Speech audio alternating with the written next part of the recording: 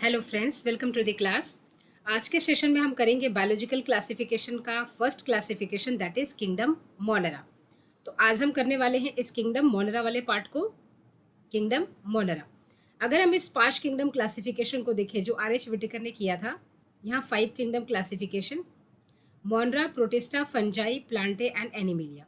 अब तक हमने किंगडम प्रोटिस्टा फंजाई इसको कर लिया है, इसके वीडियोज ऑलरेडी अवेलेबल हैं। आज हम करने वाले हैं किंगडम मोनेरा को। ये रही किंगडम मोनेरा। इसे हम किंगडम ऑफ प्रोकैरियोट्स भी बोलते हैं, प्रोकैरियोट्स, क्योंकि इसमें जितने भी ऑर्गेनिज्म है वो सबके सब आपको कैसे मिलेंगे? प्रोकैरियोटिक ऑर्गेनिज्म मिलेंगे। एक भी ऐसा ऑर्गेनिज्म नहीं होगा जो आपको यूकैरियोटिक मिलेगा। तो ये किंगडम ऑफ प्रोकैरियोट्स के नाम से भी किंगडम मोनेरा जाना जाता है। अब यहाँ पर अगर हम बात करें कि प्रोकैरियोट्स में जितने भी ऑर्गेनिज्म है वो किंगडम मोनेरा में आए। अब एक लाइन कहती है एनसीईआरटी की, bacteria are the sole members of the kingdom Monera. यानी कि अगर आप प्रोकैरियोट्स को, किंगडम मोनेरा को अगर आप देखेंगे तो इसको फर्दर आप क्लासिफाई करते हैं आर्की बैक्टीरिया यानी कि एंशिएंट बैक्टीरिया में, and you bacteria that is true bacteria में। अब ये Archie bacteria actually ancient bacteria है, ठीक है। तो यहाँ पर अगर हम स्लाइड लेकर चले यहाँ पर तो हम देख पाएंगे कि ये जो किंगडम मोनेरा है, फिर आपको ये पहली लाइन समझ में आएगी कि सोल मेंबर क्यों कहते हैं। जो ये किंगडम मोनेरा है, एक्चुअली इनको आपने क्या बोला? किंगडम ऑफ प्रोकैरियोट्स, क्योंकि सबके सब आपको प्रोकैरियोटिक ऑर्गेनिज्म ही मिलेंगे, तो किंगडम ऑफ प्रोकैरियोट्स आप इसे कह सकते हैं। पहली चीज, ये सारे के सारे क्या है? Unicellular and prokaryotic organism, unicellular भी है। अच्छा, दूसरी चीज, जब आप किंगडम मोनेरा करते हैं तो ये फर्दर क्लासिफाइड है archaebacteria, archaebacteria and eubacteria में। किस बेसिस पर? On the basis of composition of cell wall. And eubacteria अगर पेप्टिडोग्लाइकेन सेल वॉल में है तो वो यू बैक्टीरिया की कैटेगरी में आ जाते हैं। इनमें भी हम कुछ एक्सेप्शंस देखेंगे जिनके पास सेल वॉल है ही नहीं। तो एक्चुअली आर्किया का मतलब क्या है?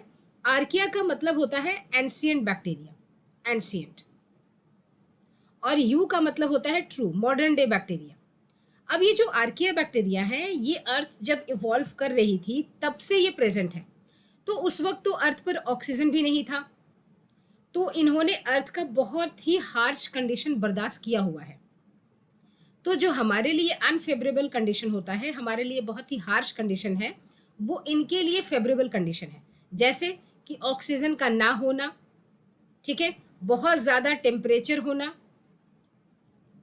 एसिडिटी होना यानी कि बहुत कम पीएच होना, एसिडिक कंडीशन होना, तो ये बहुत ज़्यादा सलाइन कंडीशन होना, सॉल्ट कंसंट्रेशन का बहुत ज़्यादा होना, हाई सॉल्ट कंसंट्रेशन, ये सब हमारे लिए तो अनफेवरेबल है, लेकिन इनके लिए फेवरेबल है। इसीलिए जब आप एनएरोबिक देखेंगे तो इसमें आप पढ़ते हैं कैटेगरी मिथेनोजेंस का। यह सब हम डिस्कस करेंगे, methane generating organisms. High temperature, high acidity, इसमें आप पढ़ते हैं थर्मो एसिडोफाइल्स को। थर्मो मीन्स हाई टेम्परेचर और एसिडोफिल्स मतलब हाई एसिडिक कंसंट्रेशन, एसिडोफिल्स, इसको आप पढ़ते हैं। फिल्स मतलब होता है लविंग। अब यहाँ हाई सॉल्ट कंसंट्रेशन, इसमें आप पढ़ते हैं हेलोफाइल्स, हेलोफाइल्स। अच्छा, अब यू बैक्टीरिया, इनको आप क्या बोलते हैं? Modern day bacteria. अब यहाँ पर यू बैक्टीरिया में जब आप पढ़ेंगे तो आप पढ़ेंगे साइनोबैक्टीरिया, जिसको आपने बीजीए बोला। आप पढ़ेंगे माइकोप्लाज्मा, जिसको आपने पीपीएलओ बोला। आप नॉर्मल एक बैक्टीरिया भी पढ़ते हैं, ठीक है, और एक आप पढ़ते हैं एक्टिनोमाइसिटीज, ठीक, एस्कोमाइसिटीज नहीं, ये एक्टिनोमाइसिटीज है। इसको रे फंजाई के नाम से जाना जाता है, ये प्रोकैरियोटिक है। अब यहाँ पर इस एनसीईआरटी में लाइन दी हुई है कि इस बैक्टीरिया को आपने soul member of kingdom Monera बोला। इसको आपने ये बोला कि ये किंगडम मोनेरा की ये आत्मा है, सोल मेंबर है। ऐसा क्यों बोला? इसलिए क्योंकि अगर हम आर्की बैक्टीरिया को देखें, अगर हम बीजीए को देखें, पीपीएलओ को देखें, एक्टिनोमाइसिटीज को देखें, इनमें से इन किंगडम मोनेरा में सबसे ज़्यादा आपको मिलेंगे बैक्टीरिया। इसीलिए इनको बोला गया है कि किंगडम मोनेरा के सोल मेंबर्स हैं। अब जैसे मान लीजिए आपके स्कूल में हर क्लास में जो स्ट्रेंथ पूरे सेक्शन को मिलाकर देखें तो 100 to 120 लाई करती है। क्लास 1 100 to 120, क्लास 2, जितने भी सेक्शंस हैं सबको मिलाकर अगर स्टूडेंट्स की स्ट्रेंथ देखें तो 100 to 120 लाई करती है। लेकिन उसी स्कूल की एक क्लास ऐसी है जो क्लास 7th है। अब इस क्लास के जो बच्चे हैं 3000 के आसपास हैं, ठीक है, 3000 के आसपास हैं। अब आप अगर इस स्कूल को, है ना, छुट्टी कर दें और आप ये बोले कि बच्चे बाउंड्री से बाहर नहीं जाएंगे, लेकिन वो जहाँ मन वहाँ जा सकते हैं। आपको प्लेग्राउंड में, लाइब्रेरी में, जहाँ भी आप देखें, आपको सबसे ज़्यादा मैक्सिमम कौन से बच्चे मिलेंगे? क्लास 7th के, क्योंकि क्लास 7th के बच्चे उस स्कूल में सबसे ज़्यादा हैं। कहाँ सारे सेक्शंस में जो बच्चे थे हर क्लास में 100 to 120 के बीच में ही ख़त्म, लेकिन ये देखिए क्लास 7 के बच्चे, अकेले क्लास 7 के बच्चे 3000 है। तो हम ये कह सकते हैं ना कि उस स्कूल की जो आत्मा बसती है वो क्लास 7 में है, हर कंडीशन में, ठीक है। तो उसी तरह से ये जो बैक्टीरिया है, ये इनकी, इसीलिए हम बोलते हैं कि bacteria are the sole members of kingdom Monera. Logic ये है, रीजन ये है, लाइन ये है, यहाँ से क्वेश्चन पूछा जाता है कि bacteria are the sole members of kingdom Monera, या पूछते कि which is the sole member of kingdom Monera, तो आपको बैक्टीरिया पे टिक करना है। अब आगे चलते हैं। They are the most abundant microorganism, यही रीजन है जो अभी आपको डिस्कस किया गया कि क्यों इसको सोल मेंबर बोलते हैं। बैक्टीरिया ऑकर ऑलमोस्ट एवरीवेयर, लगभग हर जगह आपको मिलेंगे। Hundreds of bacteria are present in a handful of soil. अगर एक मुट्ठी आप मिट्टी भी उठाते हैं, उसमें भी आपको 100,000 बैक्टीरिया आपको मिल जाएंगे एक मुट्ठी मिट्टी में। They also live in extreme habitats, जो हमारे लिए एक्सट्रीम है, हार्श कंडीशन, जो बर्दाश्त के बाहर है, जिसके बारे में हम सोच भी नहीं सकते कि वहाँ कोई रह भी सकता है, वहाँ पर भी आपको ये मिल जाएंगे। Such as hot springs, deserts, snow and deep ocean, यहाँ पर भी वो मिल जाएंगे। अब डीप ओशियन में प्रॉब्लम आती है प्रेशर की। डीप ओशियन में किसकी प्रॉब्लम आती है? हाई प्रेशर की। तो डीप ओशियन में जैसे जैसे आप ओशियन के, समंदर के तह तक जाएंगे, बेस तक पहुंचते जाएंगे, सबसे बड़ी प्रॉब्लम आती है प्रेशर में, यानी कि प्रेशर बढ़ता जाएगा। और यही रीज़न है कि वहाँ कोई ऑर्गेनिज्म सर्वाइव ही नहीं कर पाता, लेकिन ये लोग वहाँ पर भी मिल जाएंगे। Where very few other life forms can survive, many of them live in or out on other organisms as parasite. और बहुत सारे ऐसे भी ऑर्गेनिजम्स हैं जो पैरासाइट की तरह ऑर्गेनिज्म के बाहर या ऑर्गेनिज्म के अंदर भी रह सकते हैं। जैसे कि आप एग्जाम्पल देख लिए, हमारे इंटेस्टाइन में इकोलाई पाया जाता है, तो ये तो पैरासाइट की तरह है और ऑर्गेनिज्म के अंदर है, यानी हमारे बॉडी के अंदर है। हमारे बॉडी के सरफेस पर भी बहुत सारे ऑर्गेनिजम्स पाए जाते हैं। तो डिपेंड करता है कि अंदर है एंडोपैरासाइट, एक्टो है बाहर, यानी कि सरफेस के ऊपर है। Bacteria are grouped under 4 categories based on their shape. तो अगर हम शेप की आधार की बात करें तो बैक्टीरिया कितने कैटेगरीज में आपको डिवाइड मिलेंगे? 4 कैटेगरीज में। किस आधार पर? सो बैक्टीरिया इज क्लासिफाइड, तो on the basis of shape. तो सबसे पहली चीज on the basis of shape. हम किसकी बात कर रहे हैं? Basis of shape. हम इसके सोल मेंबर की बात कर रहे हैं जो कि बैक्टीरिया है। तो हम बैक्टीरिया का ही डिस्कशन कर रहे हैं। भाई जो सोल है, जो आत्मा है, उसके बारे में तो हमें पूरी जानकारी होनी चाहिए, ठीक है। तो on the basis of shape, आकार के आधार पर कितने टाइप्स हैं? 4। कौन कौन से? तो अगर ये राउंड है, स्फेरिकल है, कैसे हैं? स्फेरिकल है, तो आप इनको क्या कहेंगे? कोकस, है ना। ये गोल है ना, तो आपको मुंह भी अपना गोल बनाना है, कोकस, ठीक है। अब ये अकेले हैं तो मोनोकोकस, दो एक साथ है डिप्लोकोकस, चेन में है स्ट्रेप्टोकोकस, अंगूर की तरह गुच्छे में है स्टफाइलोकोकस, है ना। तो ये आ गए। ये इनको आपने क्या बोला? मोनोकोकस लगा दीजिए। इनको आपने क्या बोला? डिप्लोकोकस लगा दीजिए। इनको आपने क्या बोला? स्ट्रेप्टो, चेन में स्ट्रेप्टोकोकस लगा दीजिए। इनको आपने क्या बोला? अंगूर की तरह गुच्छे में स्टफाइलोकोकस लगा दीजिए, स्टफाइलोकोकस लगा दीजिए। आगे नाउ नेक्स्ट आते हैं, इसके अगर रॉड शेप्ड हो, जैसे कि दही वाले बैक्टीरिया लैक्टोबैसिलस, तो अगर ये रॉड शेप्ड है, रॉड शेप्ड है, तो इनको आपने क्या बोला? बैसिलाई बोला या बैसिलस बोला?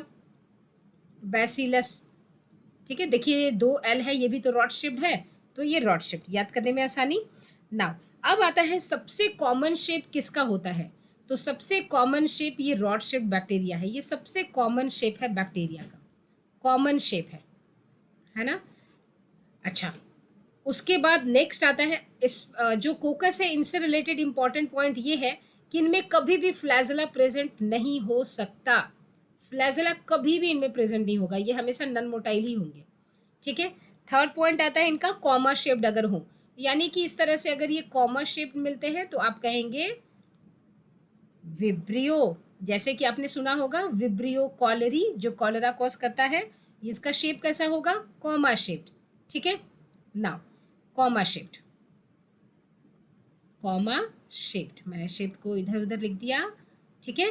कॉमा शेप्ड कैसा है, विब्रियो। ना उसके बाद आते हैं इसके नेक्स्ट शेप आता है इसका, जैसे कि इस तरह से स्पाइरल लाइक, है ना, इस तरह से स्पाइरल लाइक, ठीक है, स्नेक की तरह। तो इसको आपने क्या बोला, ये स्पाइरल लाइक है, स्पाइरल लाइक। तो इसमें आपने क्या बोला, इसको स्पाइरलम, स्पाइरलम। तो ये मेल आपके 4 शेप्स हैं, cocci, कोकस, bacillus, rod shaped, spirilla, spiral shaped, इसमें फ्लैजेला भी प्रेजेंट होता है, विब्रियो, विब्रियो कॉलरी, जो कॉलरा कॉज करेगा, ये यहाँ पर गिवन है ना। अब बात करेंगे हम इसके, though the bacterial structure is very simple, they are very complex in behavior। Structure तो उनका बहुत सिंपल है, लेकिन अगर हम इनके बिहेवियर की बात करें तो ये बहुत कॉम्प्लेक्स है, ठीक है, बहुत कॉम्प्लेक्स इनका बिहेवियर। तो अगर हम बात करें इनकी, compare to many other organisms, bacteria as a group show the most extensive metabolic diversity. अगर हम सारे ग्रुप की ऑर्गेनिज्म की बात करें, उनसे कंपेयर करें, तो जो बैक्टीरिया हैं वो सबसे ज़्यादा मेटाबॉलिक डाइवर्सिटी शो करते हैं, यानी कि इनके मेटाबॉलिक प्रोसेसेस एक तरह नहीं होते। मेटाबॉलिक प्रोसेसेस के बेसिस पर इनमें बहुत सारे डाइवर्सिटी है, मतलब बहुत सारी वेरिएशंस हैं, विभिन्नता है। डाइवर्सिटी का मतलब वेरिएशंस, डिफरेंसेस, विभिन्नता। Some of the bacteria are autotrophic. अब देखिए यहाँ पर क्या इनके डाइवर्सिटीज हैं। कुछ तो ऑटोट्रॉपिक होते हैं, यानी कि अपना फूड खुद बनाएंगे, they synthesise their own food from inorganic substrates. कुछ होते हैं यानी कि वो फोटोसिंथेटिक भी हो सकते हैं, यानी कि जो ऑटोट्रॉपिक है ये फोटोसिंथेटिक ऑटोट्रॉपिक भी हो सकते हैं और कीमोसिंथेटिक ऑटोट्रॉपिक भी हो सकते हैं। अब इन दोनों का मतलब क्या है, फोटोसिंथेटिक तो हुए, यानी कि ऑटोट्रॉप्स हैं। ऑटोट्रॉप्स का सबसे पहले मतलब क्या होता है, ये देखिए, ध्यान से सुनेंगे तो सारी बातें समझ में आएंगी। सबसे पहली चीज कि अगर आप देख पा रहे हैं ये कार्बन डाइऑक्साइड है, ठीक है, और कार्बन डाइऑक्साइड को ही तो फूड बनाते हैं, यानी कि जो C6H12 बना, O6 ग्लूकोज। अब अगर आप इस कार्बन को देखें तो ये कार्बन डाइऑक्साइड क्या है, इनऑर्गेनिक कंपाउंड है ना, इनऑर्गेनिक कंपाउंड है। और अगर ग्लूकोज को बोले तो ग्लूकोज तो भाई ऑर्गेनिक कंपाउंड है ना, ऑर्गेनिक है। तो अगर हम इसके कार्बन की बात करें, ये भी इनऑर्गेनिक कार्बन हुआ। अगर हम इस कार्बन की बात करें, ये ऑर्गेनिक कार्बन हुआ क्योंकि ऑर्गेनिक कंपाउंड का है।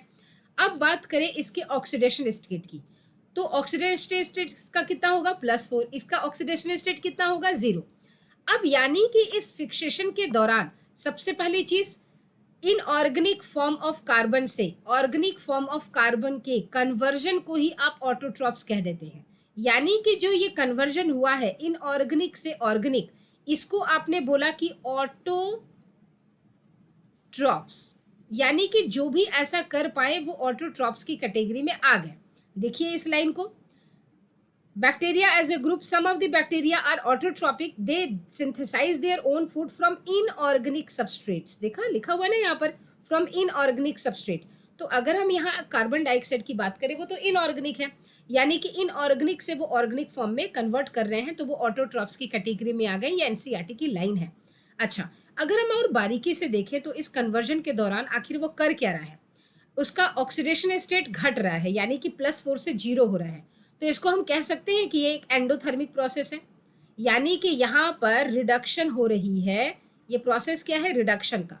आपने ऑक्सीडेशन रिडक्शन पढ़ा होगा केमिस्ट्री में। अब ऑक्सीडेशन नंबर घट रहा है मतलब रिडक्शन हो रहा है, और रिडक्शन एक एंडोथर्मिक प्रोसेस है। ये भी आपने केमिस्ट्री में पढ़ा होगा, नहीं पढ़ा होगा तो नेक्स्ट चैप्टर में आप पढ़ेंगे। एंडोथर्मिक एक्सोथर्मिक 2 टाइप का प्रोसेस पढ़ते हैं आप। अब एंडोथर्मिक प्रोसेस का मतलब होता है एनर्जी इज रिक्वायर्ड। इसका मतलब क्या होता है, एनर्जी इज रिक्वायर्ड, यानी कि इस प्रोसेस में एनर्जी रिलीज नहीं होगी बल्कि रिक्वायरमेंट होगी। रिलीज होती तो हम एक्सोथर्मिक कहते हैं। So energy is required, energy की जरूरत है। अब ये जो एनर्जी है ये कहाँ से आएगा, ये एनर्जी सनलाइट से भी आ सकता है, सनलाइट की एनर्जी को आप यूज कर लें, या कोई केमिकल एनर्जी यूज कर लें, या कोई केमिकल एनर्जी यूज कर ले, यानी कि केमिकल रिएक्शंस करवाएं, उसमें जो एनर्जी रिलीज होगी उसको आप यूज कर ले। अब अगर आप इस सनलाइट की एनर्जी को यूज करेंगे तो आप ऑटोट्रॉप की कैटेगरी में तो पहले ही आ चुके हैं, क्योंकि आप इनऑर्गेनिक से ऑर्गेनिक कन्वर्ट कर रहे हैं। तो आप कहे जाएंगे photoautotroph. Photo means you are utilising sunlight as a source of energy, तो आप कहे जाएंगे फोटो ऑटोट्रॉप्स। और अगर कोई केमिकल एनर्जी को आप यूज करके इस एंडोथर्मिक प्रोसेस को कर रहे हैं, तो ये कैटेगरी आ जाएगी chemo autotroph. Chemo means chemical energy, chemo autotrophs. इसका मतलब ये हुआ कि यहीं पर डिफरेंस है। ऑटोट्रॉप की कैटेगरी में आने के लिए इनऑर्गेनिक से ऑर्गेनिक कन्वर्ट करना जरूरी है।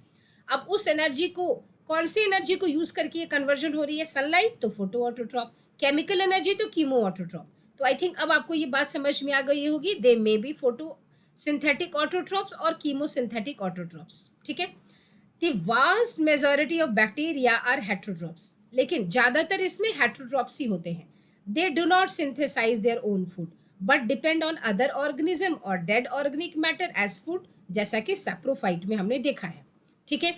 तो यहाँ पर हमने देखा कि ज्यादातर जो बैक्टीरिया है वो आपके, कुछ बैक्टीरिया आपके ऑटोट्रॉप्स भी होंगे, कुछ उसमें फोटो ऑटोट्रॉप्स हैं, कीमो ऑटोट्रॉप्स हैं, लेकिन ज्यादातर आपको हेट्रोट्रॉप्स मिलेंगे।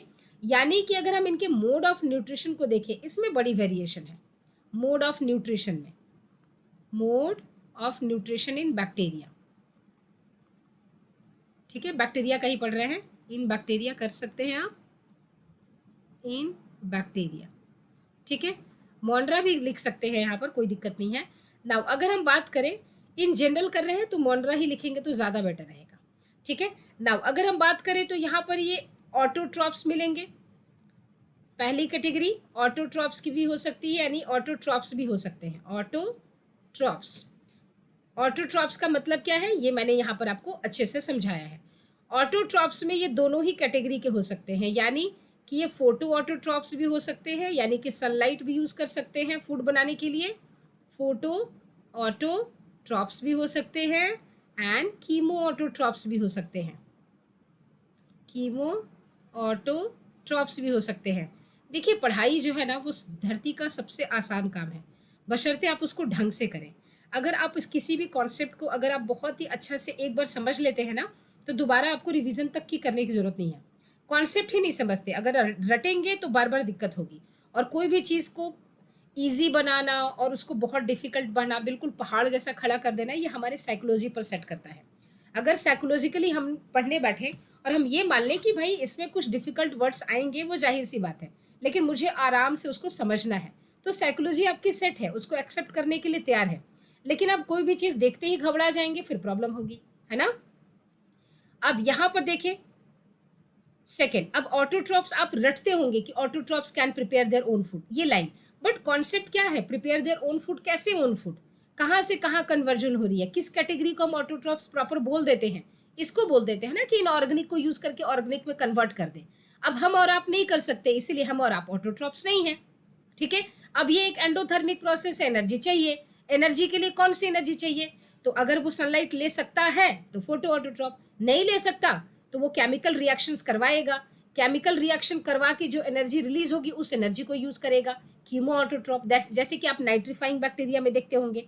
अब यहीं पर अगर फोटो ऑटोट्रॉप का एग्जांपल लेंगे तो बीजीए जो है साइनोबैक्टीरिया फोटो ऑटोट्रॉपिक करता है, जो आपके नाइट्रीफाइंग बैक्टीरिया है वो कीमो ऑटोट्रॉप्स है ना।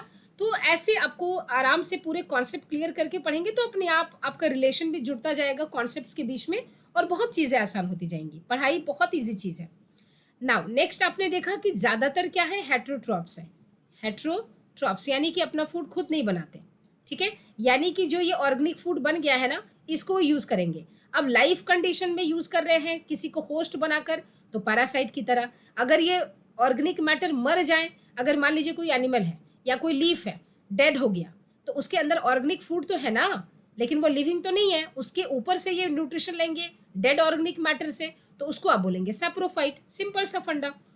तो यहाँ पर हेट्रोट्रॉप्स, अब हेट्रोट्रॉप्स में ही अगर वो लिविंग से न्यूट्रिशन ले रहे हैं एज अ पैरासाइट, ठीक है, लिविंग से न्यूट्रिशन ले रहे हैं एज अ पैरासाइट, तो पैरासाइट की कैटेगरी में आ जाएंगे। पैरासाइट में हमेशा एक होस्ट का रिलेशन होता है ना, जिससे वो न्यूट्रिशन लेंगे, और होस्ट क्या होता है, लिविंग होता है।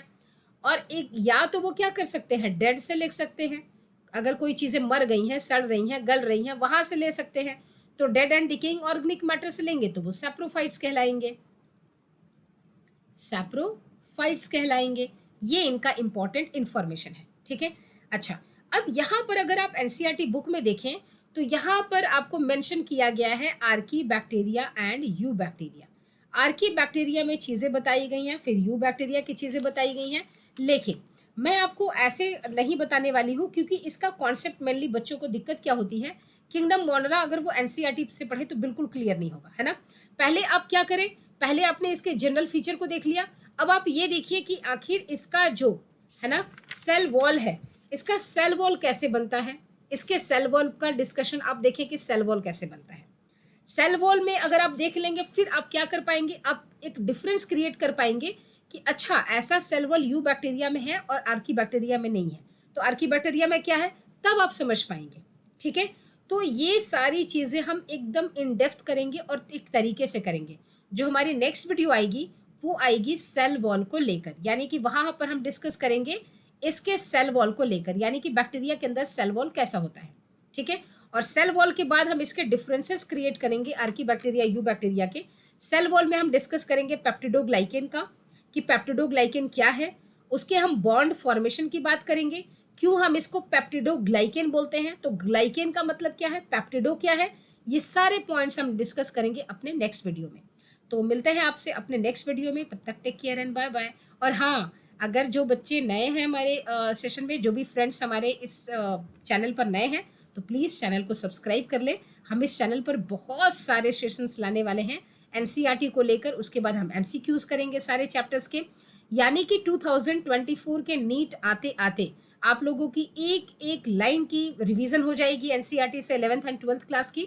और हम एमसीक्यूज भी करेंगे, पीवाईक्यूज भी करेंगे, यानी कि जो प्रीवियस ईयर्स के क्वेश्चंस हैं उनका पेपर भी सॉल्व करेंगे ईयर बाई ईयर, ठीक है।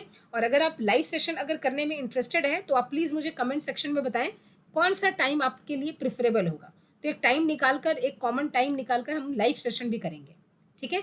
तो मिलते हैं आपसे नेक्स्ट सेशन में, तब तक take care and bye bye.